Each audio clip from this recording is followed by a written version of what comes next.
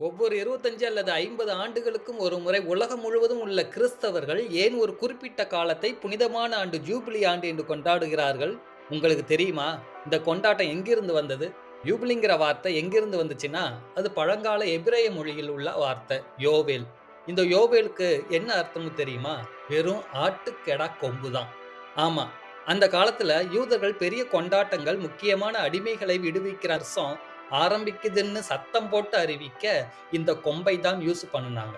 So, அந்த கொம்பு ஊதுற சத்தம் தான் யூபிலிங்கிற சந்தோஷம், பெரிய கொண்டாட்டம், விடுதலைக்கான டைம்னு மக்களுக்கு உணர்த்துச்சு. அப்புறம் இந்த வார்த்தை கிரேக்கம், லத்தீன் மொழிகளுக்கெல்லாம் போகும்போது, லத்தீன்ல ஜூபிலேங்கிற வார்த்தையோட சேர்ந்துடுச்சு. ஜூபிலியோன்னா சத்தமா, சந்தோஷமா கத்துறதுன்னு அர்த்தம். அப்படிதான் ஒரு ஆட்டுக்கொம்போட சத்தம் உலகத்துக்கே ஜூபிலின்னு ஒரு கொண்டாட்ட பெயரை கொடுத்துச்சு. ஆனா கத்தோலிக்க திருச்சபையை பொறுத்தவரைக்கும் இந்த யூபிலி ஆண்டு சும்மா கொண்டாடுறது இல்ல.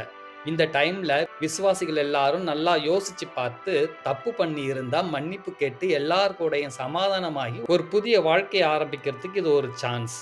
சரி, எப்படி ஆரம்பிச்சாங்க? யூபிலி கொண்டாடுறத யாரு ஃபர்ஸ்ட் ஆரம்பிச்சு வச்சாங்க தெரியுமா? இத 2 விதமா பார்க்கலாம். முதலாவது பழங்கால யூத யூபிலி. இதுதான் ரொம்ப ரொம்ப பழசு. மோசே காலத்துல இருந்தே இத ஃபாலோ பண்ணிட்டு வராங்க. 50 வருஷத்துக்கு ஒரு முறை இந்த கொம்பு சத்தம் கேட்டா, ஏழைகளோட கடன்கள் எல்லாம் கேன்சல் ஆயிடும். அடிமைகள் ஃப்ரீ ஆயிடுவாங்க. வித்து போன நிலம் பழைய ஓனர் கிட்ட திரும்ப போயிடும். இப்படியெல்லாம் அவங்க நம்புனாங்க. 2வது கிறிஸ்துவ யூபிலி. யூதர்கள் பண்ண அதே மாதிரி மன்னிப்பு, விடுதலைன்னு இருந்தாலும், நம்ம கத்தோலிக்க திருச்சபையில யூபிலி ஆண்டு தனியா ஆரம்பிச்சது. இது முதல்ல கிபி 1300ல போப்பாண்டவர் 8ஆம் போனிபாஸ் மூலம் தான் அதிகாரப்பூர்வமா கொண்டாட ஆரம்பிச்சாங்க.